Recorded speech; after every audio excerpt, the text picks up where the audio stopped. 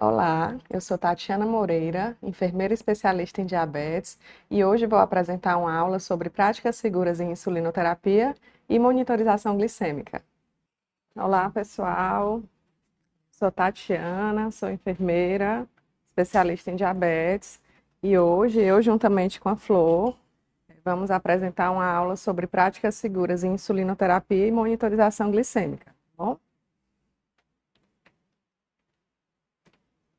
Então, antes da gente falar das práticas seguras propriamente ditas, eu vou fazer só uma contextualização histórica, um pouquinho desse panorama cronológico da insulina, certo? Então, quando a gente pensa assim no último século, nos últimos 100 anos, a gente vê que houve realmente uma revolução no tratamento do diabetes, sobretudo no tratamento do diabetes tipo 1, né? Em 1921, quando a insulina ela foi isolada pela primeira vez pelos cientistas canadenses Bentin e Besch, e foi colocada à disposição da população, né, principalmente com diabetes tipo 1, e houve essa mudança, essa revolução no tratamento do diabetes, que passou de uma doença letal e aguda para uma doença crônica, com possibilidades terapêuticas, possibilitando o controle dos níveis glicêmicos dessa população e melhorando a sobrevida e a qualidade de vida dessas pessoas com diabetes. Então, só para ilustrar aqui, ó, é a primeira apresentação, os primeiros frascos de insulina, há 100 anos atrás, pouco mais de 100 anos. E aqui também o primeiro garoto que foi beneficiado com o advento da insulinoterapia, Leonard Thompson, ó, que antes do início do tratamento com as insulinas, meses após ele receber as primeiras aplicações da insulina, e mostrando que ele conseguiu alcançar a fase adulta e conseguiu ter uma sobrevida maior com o tratamento das insulinas. E aí, nesses 100 anos, gente, nesse último século, a gente teve uma grande evolução na terapia insulínica, tanto na qualidade das insulinas, como também nos dispositivos para administração, né? Então, as primeiras seringas para aplicação de insulinas eram seringas bem rudimentares, de vidro, que precisavam ser fervidas para ser esterilizadas e reutilizadas. As agulhas eram imensas, né? A administração acabava sendo intramuscular e não subcutânea, isso aumentava o risco de hipoglicemia, a variabilidade glicêmica e gerava uma piora no controle dos pacientes.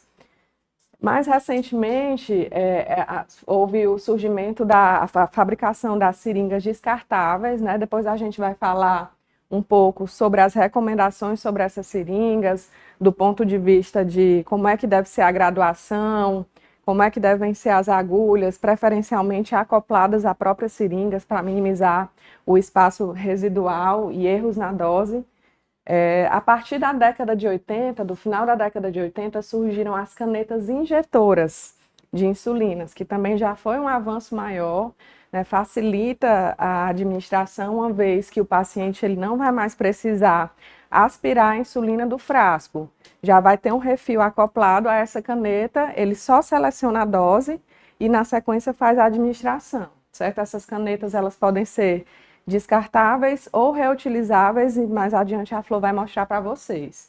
E surgiram também, mais recentemente, as Smart Pens, as canetas inteligentes, que são aquelas canetas injetoras que têm comunicação com os dispositivos eletrônicos, seja com o celular ou com outros dispositivos, para facilitar o entendimento do panorama global do tratamento. Então, a gente pode associar essa administração a contagem de carboidrato, alguma modificação comportamental do paciente, para a gente entender o controle glicêmico dele atrelado às mudanças comportamentais.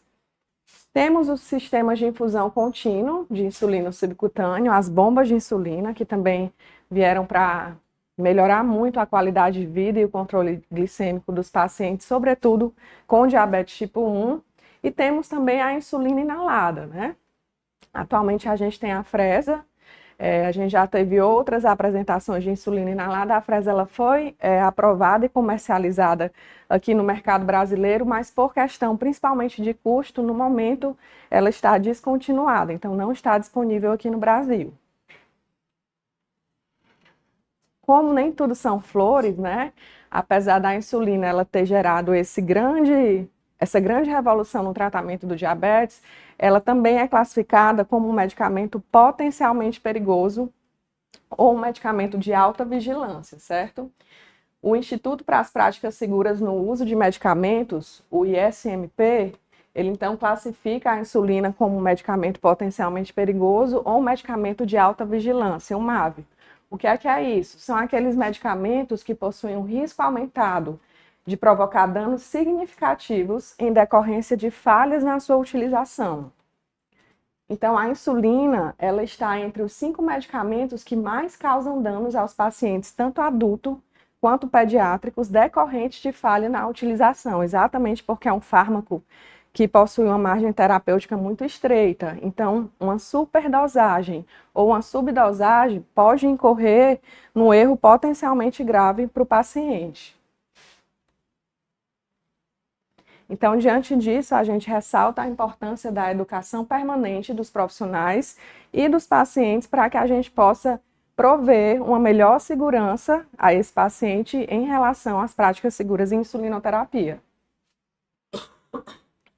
E aí, gente, no que se refere ao processo seguro para o preparo e administração das insulinas, a gente vê que existem diversas nuances que envolvem esse processo, desde o treinamento da equipe do paciente, seleção e aquisição de material. Por que isso é importante, gente? Porque em cada um desses pontos podem ocorrer erros que podem comprometer a segurança do paciente. Por exemplo, seleção e aquisição de material. Não sei se vocês já tiveram a experiência de ver algum paciente dizendo que estava com a receita das insulinas, mas na hora que foi na farmácia para receber, acabou havendo alguma confusão e foi dispensada uma caneta de análogo longo no lugar da rápida, ou vice-versa. Isso a gente já ouviu falar. Então, se esse paciente ele tem uma confusão e administra uma insulina rápida no lugar da de ação prolongada, isso já pode ser um dano potencialmente grave. Processo seguro para o acondicionamento, onde é que a gente deve guardar essas insulinas, qual a temperatura adequada, como é que deve ser a prescrição segura, evitando as abreviaturas, as siglas, para minimizar erros na interpretação pela equipe que vai administrar e, consequentemente, a administração de uma dose equivocada. Ter atenção à validade das insulinas. Quando ela está lacrada, a validade é de acordo com o fabricante. Depois de aberta, existe uma validade recomendada a depender do tipo de insulina. 4 semanas, 8 semanas, a depender da marca.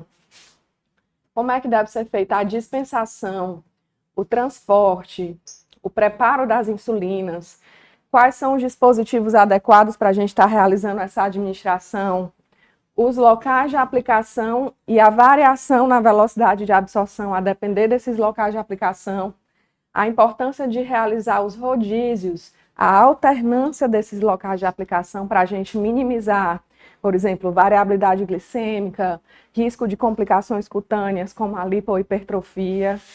Como é que deve ser feita a administração adequada, o descarte desses insumos relacionados à prática em insulinoterapia, sobretudo aos insumos perfurocortantes, e esse monitoramento, quais são as ações de vigilância que a gente está fazendo para avaliar se essas práticas elas estão sendo feitas de forma correta, né? Então, todo esse processo é importante para a gente entender se as práticas seguras elas estão sendo realizadas. E aí, gente, eu trago essa tabelinha que mostra a classificação farmacocinética das insulinas. Primeiro, uma subdivisão entre insulinas humanas e análogos de insulina, né? As insulinas humanas são a insulina de ação rápida, regular e intermediária, a NPH. Cada uma dessas insulinas, ela vai ter um tempo de início de ação, um pico, que é aquele momento onde a sua ação ela vai estar máxima, mais potencializada, e um tempo de duração total.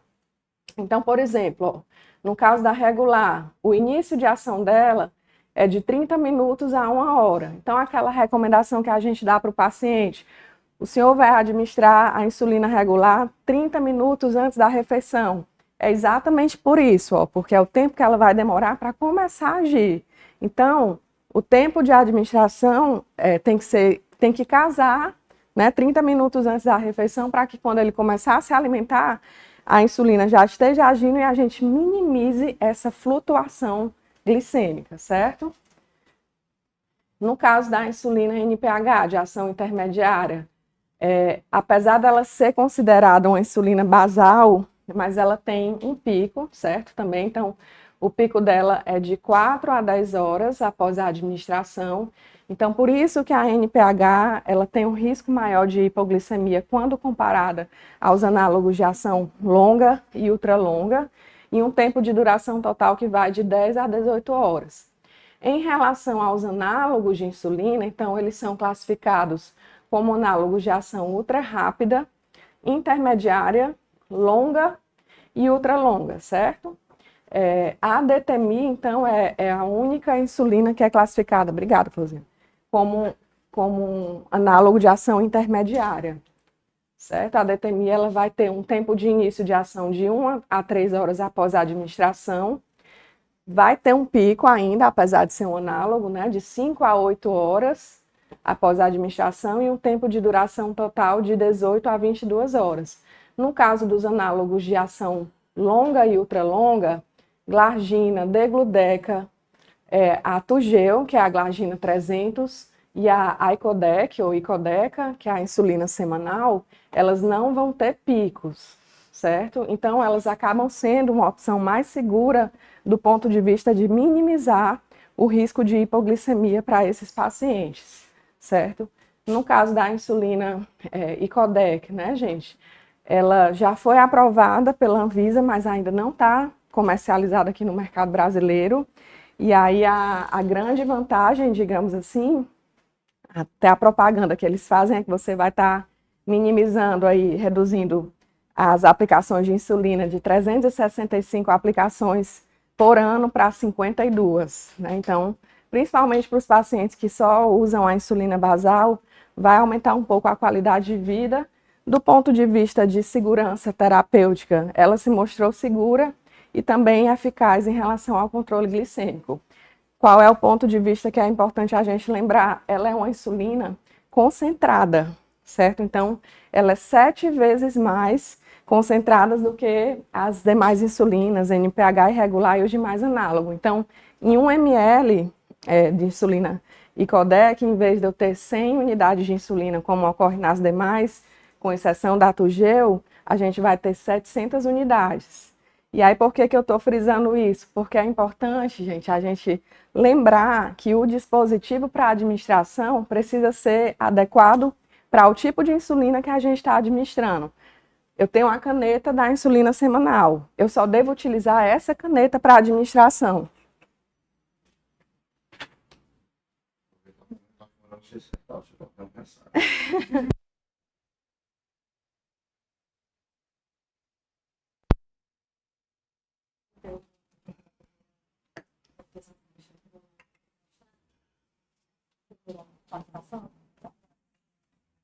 Ficou ofegante, né?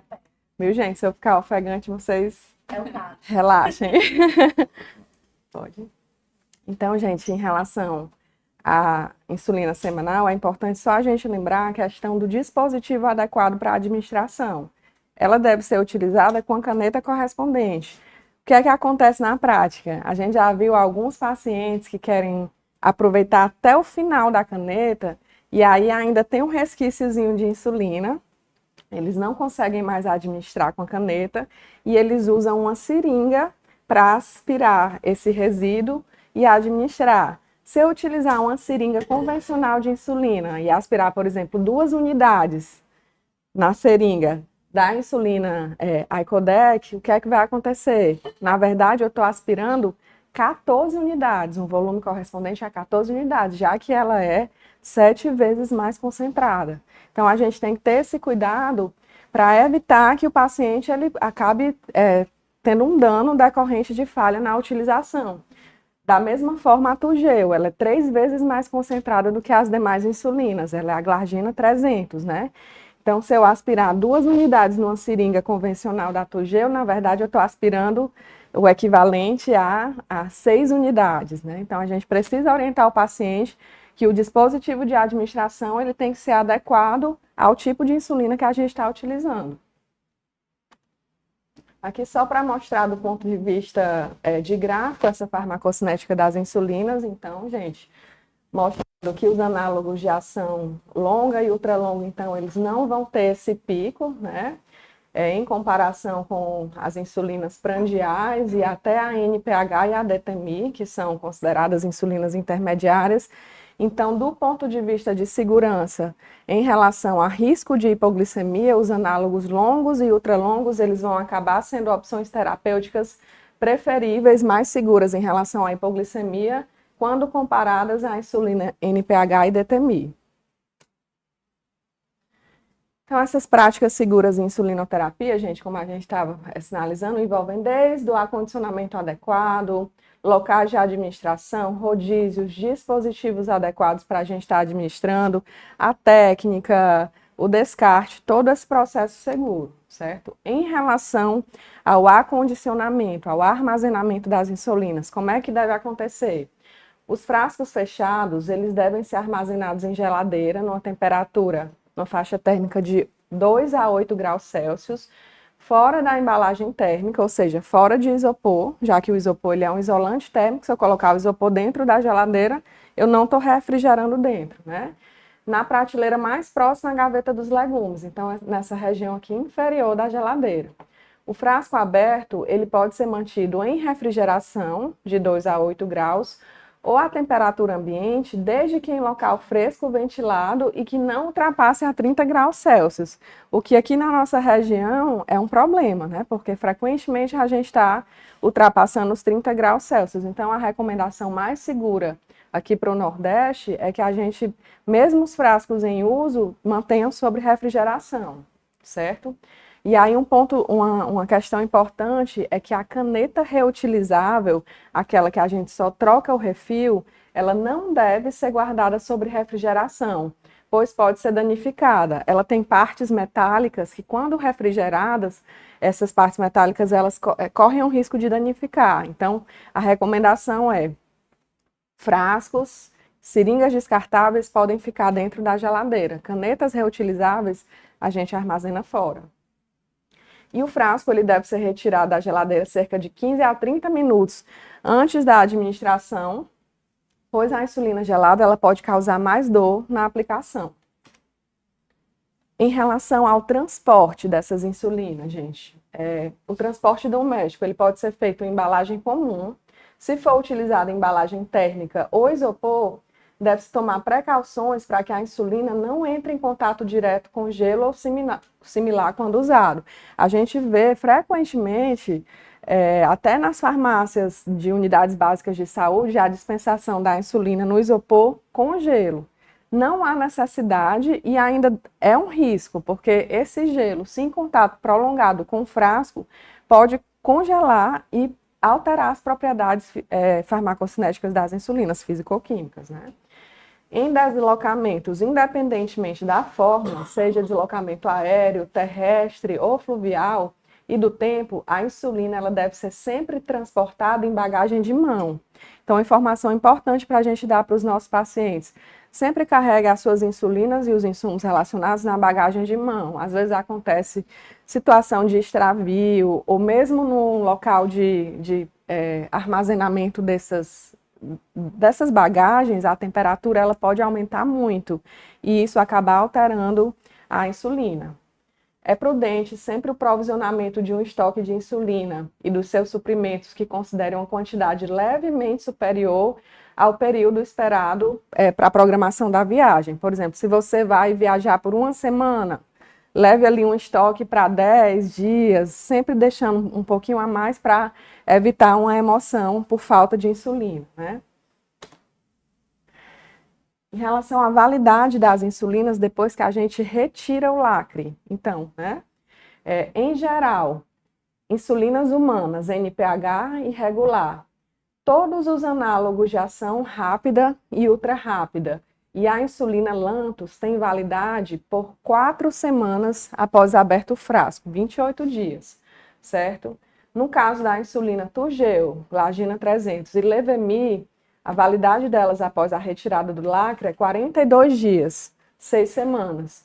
No caso da Tresiba, a insulina, a validade dela é de 56 dias, 8 semanas. E no caso da insulina semanal, a Weekly e Codec, a validade dela após a aberta é de 84 dias, certo? 12 semanas. Então, é importante a gente orientar os nossos pacientes sobre essa validade para que eles não tenham risco de estar utilizando medicação vencida, digamos assim, que não esteja com a eficácia terapêutica adequada, certo? Então, principalmente para os pacientes que utilizam frasco, que é um volume de insulina maior, qual é a recomendação?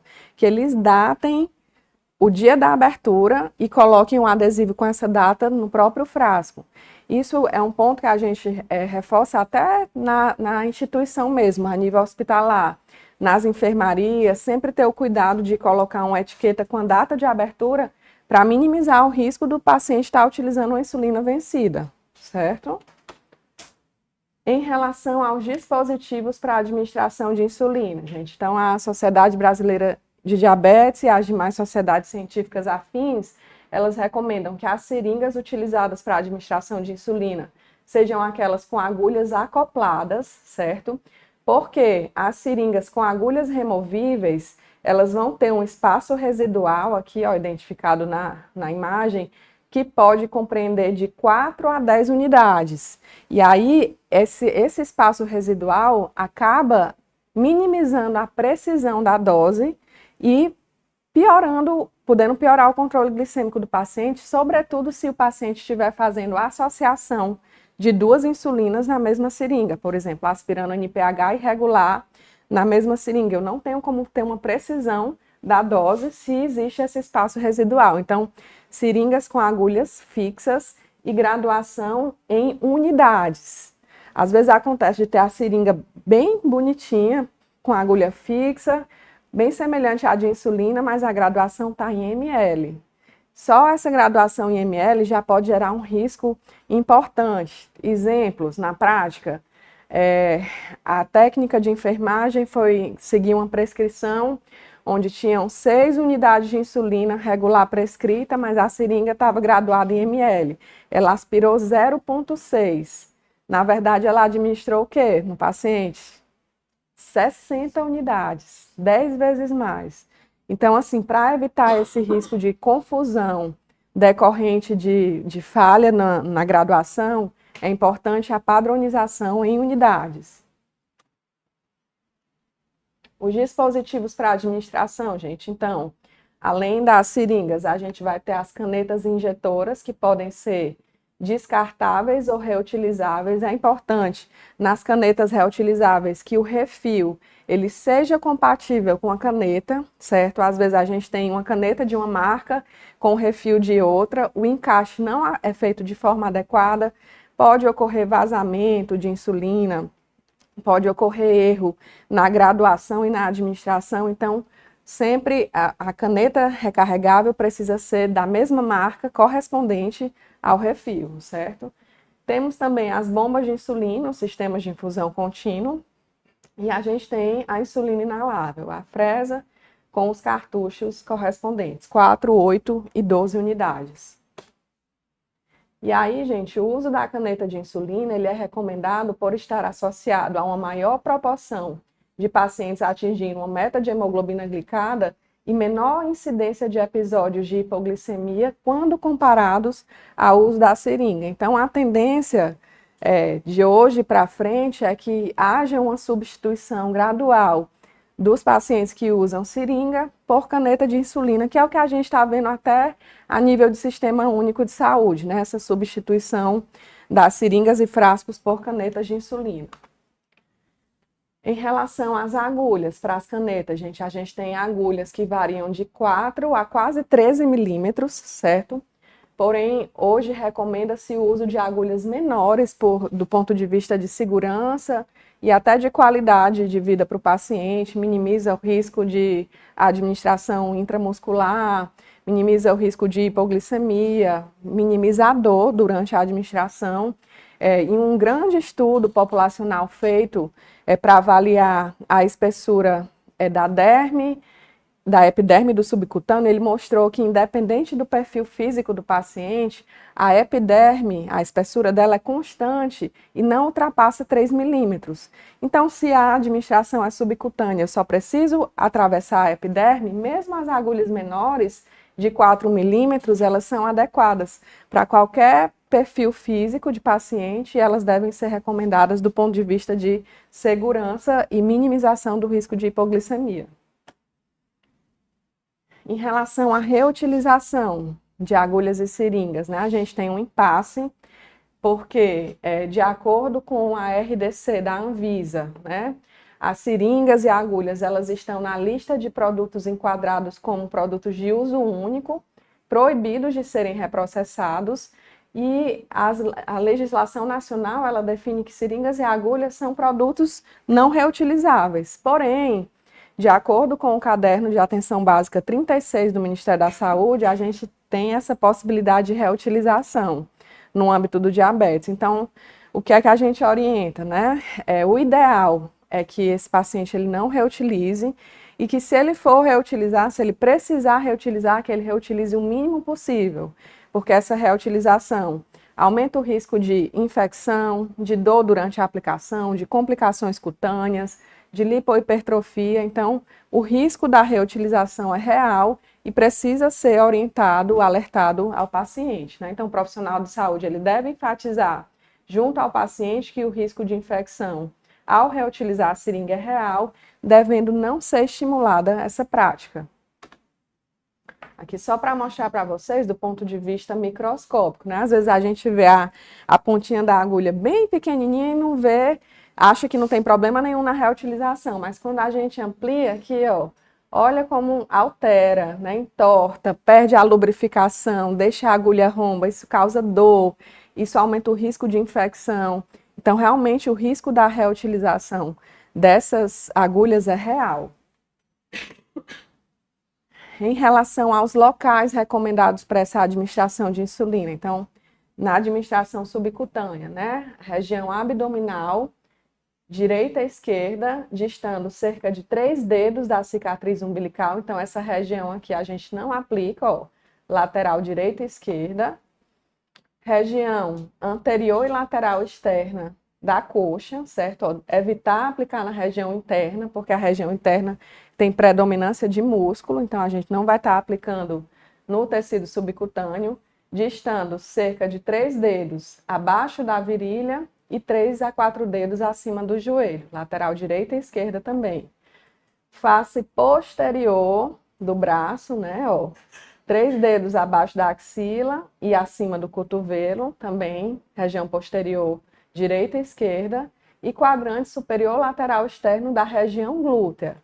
Não é no glúteo, né, gente? O glúteo é o músculo, a região glútea. Então, ó, a gente até orienta o paciente, ó, faça uma cruzinha, vai ser essa região lateral externa, superior externa, certo? E aí, é importante orientar o paciente a alternar, rodiziar os locais de aplicação, movendo esses locais de inserção em pelo menos 1 centímetro de distância ou 2 dedos a partir da administração anterior. Fazendo esse rodízio, a gente vai minimizar o risco de lipohipertrofia, por exemplo. E lembrar também que existe uma alteração na velocidade de absorção da insulina a depender do local de administração. Então, em geral, a velocidade de absorção no abdômen é maior do que nos braços, do que nas coxas e, por fim, nas nádegas, né? Então, isso é importante até, por exemplo, para um paciente que tem um risco maior de hipoglicemia. De repente, a gente evita o local que tem uma velocidade de absorção maior, certo? E orientar isso para os pacientes. Como eu tinha falado, a questão da espessura da derme, ela é praticamente constante e raramente ultrapassa 3 milímetros, independente do perfil físico do paciente. Então, o uso das agulhas curtas ele vai ser apropriado para todas as populações, né? É importante, gente, evidenciar a questão da prega. Como é que essa prega ela deve ser feita, né? É uma pinça com o indicador e o polegar, que serve para evidenciar o tecido subcutâneo e minimizar o risco de aplicação intramuscular. E essa prega subcutânea, ela é obrigatória para os pacientes que estão utilizando as agulhas maiores, a partir de 8 milímetros. Para agulhas de 4 a 6 milímetros, é recomendada, a prega ela é dispensável e a administração, a angulação pode ser feita a 90 graus, certo?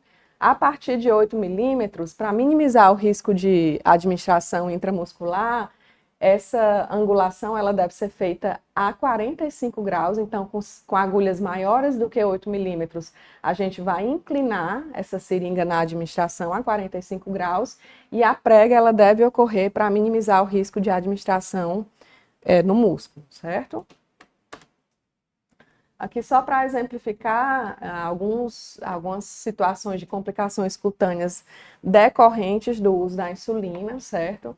Aqui um exemplo de lipoatrofia, aqui, ó, que era muito comum, principalmente nas insulinas anteriores, insulinas animais, ali no início do tratamento do diabetes, que acabavam desenvolvendo reações de hipersensibilidade, certo? E o que é mais comum hoje são as situações de lipohipertrofia, né? Que são esses nódulos causados pelo acúmulo, alteração do subcutâneo, né? Decorrentes da administração recorrente, da reutilização de agulhas e seringas. Então, a importância de reutilizar os rodízios, de fazer a técnica adequada, de trocar sempre a agulha para minimizar essas complicações, né? Fatores de riscos relacionados à lipohipertrofia: duração e tempo do uso de insulina, falhas no rodízio e frequência com que a agulha é reutilizada na aplicação. Em relação à associação de 2 tipos de insulina na mesma seringa, gente, a gente sabe que é possível a mistura de NPH irregular para uso imediato ou posterior. Então, para aquele paciente, por exemplo, que tem dificuldade de visualização, de graduação, pode pedir ajuda a um cuidador, a um familiar, para já deixar a dose de NPH irregular associada na seringa e deixar condicionado na geladeira, para quando ele for fazer a administração, no final do dia ou até no dia posterior, não tem problema. A mistura de um análogo ultra rápido com NPH pode ser realizada para administração imediata, ela vai ter uma estabilidade um pouco menor, então eu posso associar na mesma seringa NPH com um análogo rápido ou ultra rápido, mas para administração no momento. O que é que eu não posso fazer de jeito nenhum? Administrar um análogo de ação prolongada, longa ou ultra longa, com qualquer outro tipo de insulina. Então não posso associar na mesma seringa Lantus, Detemir, Tugel, Tresiba com qualquer outro tipo de insulina, seja regular ou análogo rápido. Por quê? Porque apresentam propriedades físico-químicas diferentes. E aí o que é que acontece? Lá da química, ácido mais base vira sal mais água. Eu vou estar inativando essas insulinas e vou estar administrando uma solução que não vai ter efeito terapêutico, certo? Vai haver um risco de precipitação dessa solução. Aqui, só para ilustrar que a gente vai demonstrar o passo a passo da administração das insulinas em frascos e em canetas, mas uma das coisas que é importante para a gente ressaltar é a importância da homogeneização dessas insulinas que têm a adição de protamina, no caso a NPH, né? Aqui só para mostrar para vocês, ó, que a NPH, seja em refil ou seja em frasco, quando ela está em repouso, ela acaba concentrando a protamina na região inferior do frasco. Se eu não fizer a homogeneização correta antes da administração, o que é que vai acontecer? Eu vou estar aspirando praticamente insulina regular, né? E aí isso vai aumentar, potencializar o risco de hipoglicemia para o paciente. Então, sempre é recomendado realizar 20 movimentos circulares, pendulares ou interpalmares antes de fazer a administração para garantir a homogeneização adequada. Vamos fazer a demonstração da administração das insulinas em canetas também. E uma coisa que é importante a gente deixar claro é a importância do gerenciamento adequado desses resíduos, desse lixo decorrente do uso das insulinas. Então, o descarte, sobretudo do material perfluorocortante, deve ser feita de forma adequada. Quando ele é feito de forma inadequada, pode causar sérios transtornos às pessoas e ao meio ambiente. ele deve ser feito, então, em recipientes industrializados apropriados, né? Aqui no hospital, nos hospitais, nas unidades de saúde, a gente tem o Descarpec, que é aquela caixa para coleta de resíduos perfluorocortantes, mas no ambiente domiciliar, infelizmente, a gente não tem esse dispositivo. Então, o que é que a gente vai recomendar? Na falta desses, a gente deve fazer o descarte utilizando recipientes com propriedades semelhantes, paredes rígidas, boca larga e tampa. Vamos dar um exemplo desses recipientes: galão de desinfetante, amaciante, sabão líquido, pote de whey protein, certo? Todos esses recipientes, eles podem ser utilizados para estar fazendo o armazenamento do lixo de perfluorocortante decorrente do tratamento do diabetes, e quando esse recipiente estiver próximo a encher, nós vamos fechar, identificar e entregar na unidade básica de saúde correspondente, certo?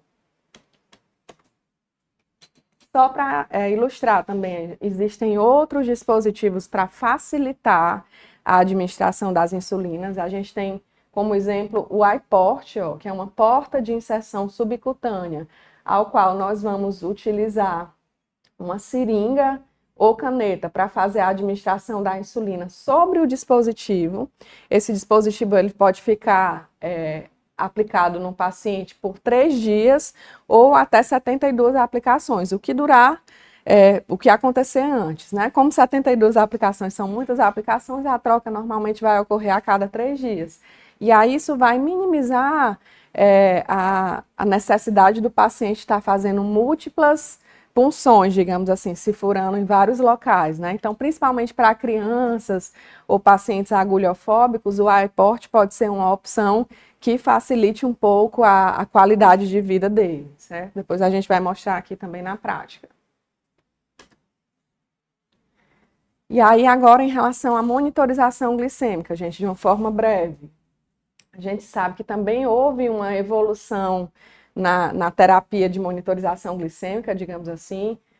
Há uma década, um século atrás, em 1925, os testes iniciais eram para avaliação da glicosúria, né? Então, 8 gotinhas de urina em um tubo de ensaio com 6 ml de solução Benedict, essa solução ia entrar em ebulição, e a partir do resultado da cor, era um indicativo de glicosúria.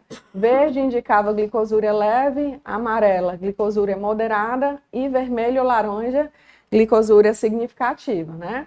Houve uma evolução, um progresso nos exames por glicosúria, melhorando a acurácia. Logo, em sequência, surgiram os testes de avaliação da glicosúria por fitas reagentes, que até hoje ainda existem, né? Os dipsticks. Só na década de 60, então, relativamente pouco tempo atrás, é que surgiram os primeiros monitores para avaliar a glicemia capilar, né? Então, o primeiro teste para avaliação da glicemia capilar, a reação apresentava uma cor que estimava a glicemia, eram monitores bem mais rudimentares, maiores, que precisavam ficar ligados à energia, a tomadas. Normalmente eles eram caros e ficavam mais nas instituições de saúde hospitalares, e com o tempo essa tecnologia ela foi se modernizando. Hoje é o que a gente mais tem de comum para os pacientes na avaliação do monitoramento glicêmico, são os monitores de glicemia capilar, né? Então, eles serviram de bases para os monitores de glicemia mais modernos. Os avanços significativos proveram uma acurácia melhor para os métodos de avaliar essa glicemia capilar com a evolução dos glicosímetros. E outra estratégia que a gente tem para avaliar essa monitorização glicêmica são os CGMs, os sistemas de monitorização contínua, onde os CGMs eles consistem em dispositivos minimamente invasivos que registram e exibem o valor, a direção e a magnitude da alteração dos níveis de glicose intersticial por meio de um sensor subcutâneo, né? Então, ele é composto por um sensor de glicose com a inserção de um filamento subcutâneo que mede de modo contínuo os níveis de glicose intersticial, e vai acontecer uma transmissão desses valores para um leitor-receptor para que a gente tenha acesso a esses resultados, certo? Então, a tendência nos próximos anos é que talvez os monitores o sistema de monitorização contínua ele possa suplantar, inclusive, a glicemia capilar. Mas em relação à glicemia capilar, né, como é que ocorre essa técnica? Então, ela ocorre a partir da inserção de uma gota de sangue capilar em uma fita biosensora descartável contendo a enzima glicose desidrogenase ou glicose oxidase, e essa fita ela vai estar acoplada a um glicosímetro. A partir dessa associação do sangue com a enzima, vai acontecer uma ação enzimática, onde a reação eletroquímica ela vai ser diretamente proporcional à concentração de glicose, e aí a gente vai ter um resultado, certo? A faixa de medição desses monitores, em geral, varia de 10 a 600, dependendo da marca do monitor. Então, se não ocorrer dentro dessa faixa, ele vai dar um sinal. LO significa glicemia muito baixa, low, né? Normalmente menor do que 10, ou dependendo do monitor, da especificação, menor do que 20. E HI, high, acima dessa faixa de medição superior, acima de 600, ou dependendo da marca do monitor, acima de 500. Aqui só para mostrar para vocês, gente, que mesmo nos monitores de glicemia capilar, a gente tem como fazer também um upload dos dados e gerar os gráficos para avaliar de uma forma mais acurada as métricas de avaliação do controle glicêmico. Então, é muito comum a gente fazer isso no sistema de monitorização contínuo, mas de uma forma mais simplória também é possível fazer nos monitores de glicemia capilar. Quais são as situações que a gente deve aumentar a frequência de monitorização glicêmica, né? Então, situações em que o paciente apresenta hipoglicemias despercebidas ou assintomáticas, período em que há um maior estresse emocional, gestação, doenças intercorrentes, quando o paciente vai ser submetido a alguma cirurgia, um paciente que está apresentando uma alta variabilidade glicêmica ou que fez ajustes terapêuticos recentes. Quais são essas limitações, então, da glicemia capilar, né? Primeiro, necessidade de obter uma gota de sangue capilar na polpa digital, embora o uso desses dispositivos cause pouca ou quase nenhuma dor, esses dispositivos mais modernos, isso ainda é um incômodo para muitos pacientes. Novos dispositivos que não necessitam desse sangue estão em estudo, né, mas ainda não tem nenhum método já validado para a utilização. E a monitorização pela glicemia capilar, ela oferece padrões limitados de glicemia quando comparados, por exemplo, a um sistema de monitorização contínuo, né? A gente até dá aquele exemplo, que a glicemia capilar é como se fosse o instantâneo do momento, enquanto o CGM ele é um vídeo, né? Então, ele consegue avaliar tanto o presente como a predição do futuro pelas setas de tendência e o histórico passado através da análise posterior, né? Então, com certeza, a gente vai ter muito mais recursos para avaliar o controle glicêmico do paciente com o CGM. Essas são as limitações, então, da monitorização por glicemia capilar. E existem também, gente, alguns fatores que podem interferir na acurácia dessa glicemia capilar, como tiras reagentes fora do prazo de validade ou mal acondicionadas, né? A mão molhada de água, de álcool ou de outra solução pode acabar gerando uma diluição da amostra de sangue, gerando um resultado falsamente um resultado com sangue mais diluído para baixo, né, um resultado menor do que o normal, sujidades ou restos de comida. Um exemplo comum, isso já aconteceu com a gente, viu? Foi um paciente, uma criança, a mãe fez a pontinha de dedo, deu uma glicemia bem alta, 300, acima de 300. Só que a criança tinha acabado de comer uma laranja, chupar uma laranja e não tinha lavado as mãos. A mãe achou estranho, pediu para a criança lavar as mãos e repetiu o teste, e o teste deu normal. Então, assim, a sujidade também pode interferir no resultado, né? Falta de calibração do aparelho ou chip não compatível com as fitas reagentes. Nos monitores antigos, eu não sei se vocês lembram, a cada troca de fita, a gente precisava trocar o chip também. O chip tinha que ser correspondente à caixinha da fita que a gente está utilizando. Nos monitores de glicemia mais recentes, não existe mais isso. A fita ela vai ser única, não precisando dessa troca de chip. Amostra de sangue insuficiente, bateria fraca, fita mal inserida, sujidade no aparelho, tudo isso pode interferir no resultado da glicemia. E existem fatores também relacionados ao paciente. como mudanças no hematócrito, situação de acidose, alteração na perfusão tissular, edema, essas condições podem interferir na acurácia da glicemia capilar. Além disso, gente, tensões de oxigênio, os monitores de glicose que utilizam a reação enzimática baseada na enzima glicose oxidase ou desidrogenase, né? Principalmente dos que utilizam glicose oxidase, eles são sensíveis ao oxigênio, então essas alterações nas concentrações de oxigênio podem interferir na acurácia do resultado da glicosimetria. Por exemplo, tensões de oxigênio elevadas, como medição por sangue arterial ou paciente que está em oxigenoterapia, podem gerar resultados de glicemia falsamente mais baixos, certo? Enquanto tensões de oxigênio baixas, como pacientes que estão em altitudes elevadas, foi fazer um montanismo, um paciente em hipóxia ou uma medição em sangue venoso, podem gerar resultados falsamente altos, certo? Tendendo a hiperglicemias. Outras situações que podem interferir nessa acurácia, temperatura, monitores eles possuem faixa de temperatura aceitável para essa medição, e aí a maioria dos monitores, se eles estiverem fora dessa faixa térmica, eles vão apresentar uma mensagem de erro se essa temperatura ela for inaceitável. Mas alguns eles podem fornecer uma leitura e uma mensagem de alerta indicando que o valor pode estar incorreto, certo? E alguns medicamentos, substâncias como ácido úrico, galactose, xilose, o próprio paracetamol, L-dopa e o ácido ascórbico podem interferir também nos resultados dessa glicosimetria. Então, um resultado que parece discordar com a clínica, ele deve ser repetido ou testado em laboratório, aquela questão que a clínica ela é soberana, né, gente? Então, se você vê um resultado muito discrepante do que o que está acontecendo atualmente com o paciente, reavalie, repita o teste, veja de outra forma para ver se esse resultado ele está de fato fidedigno. E como conclusão, para a gente poder fazer a demonstração, então, gente, a gente destaca a importância da educação permanente, tanto da equipe de saúde como da pessoa com diabetes, de toda a sua rede de apoio, familiares, cuidadores, para prover uma segurança do paciente, não só em relação às práticas seguras em insulinoterapia, mas também monitorização glicêmica, porque o que não é visto não é gerenciado. Então, não adianta ele fazer tudo corretinho, administrar a insulina, tomar os medicamentos orais e a gente não monitorar isso, né?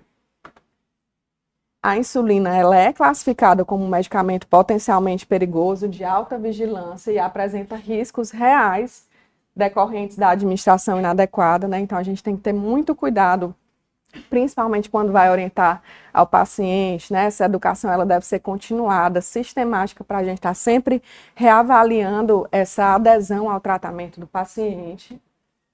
Em relação ao monitoramento, lembrar que existem alvos específicos para cada população, então não só educar, mas como ter ciência de individualizar os parâmetros e avaliar de uma forma sensível a necessidade de cada um desses pacientes.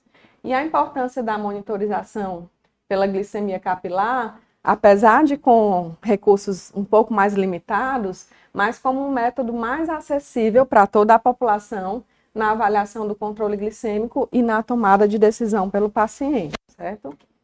Então, aqui foram algumas referências utilizadas. E aí eu finalizo, gente, com uma frase que eu gosto sempre de falar, que a educação em diabetes, ela não é somente parte do tratamento do diabetes, ela é o próprio tratamento, porque às vezes o paciente ele tem acesso aos melhores recursos, aos melhores dispositivos, medicamentos, mas se ele não está educado para exercer esse autocuidado de forma efetiva, pela educação em diabetes, então de nada vai funcionar, nada vai adiantar, né? Então agora a gente fica à disposição para qualquer dúvida, vamos fazer a demonstração e obrigada.